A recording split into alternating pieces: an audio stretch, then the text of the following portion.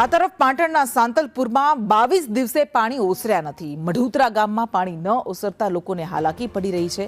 પાટણના ગામના કેટલાક ભાગોમાં હજુ પણ ઢીંચણસમા પાણી ભરાયેલા છે। કેટલાક લોકો તો સ્મશાનમાં દિવસો કાઢી રહ્યા છે।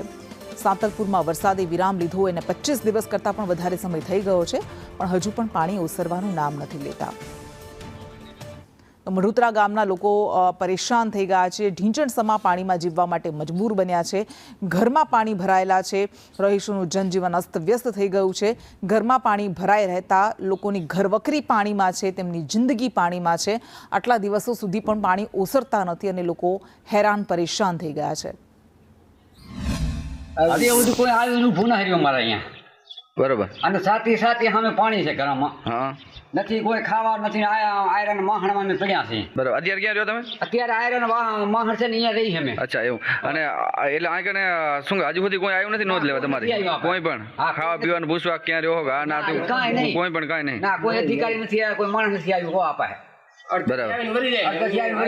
પાણી દેખી પાછા વળી જાય, બરોબર।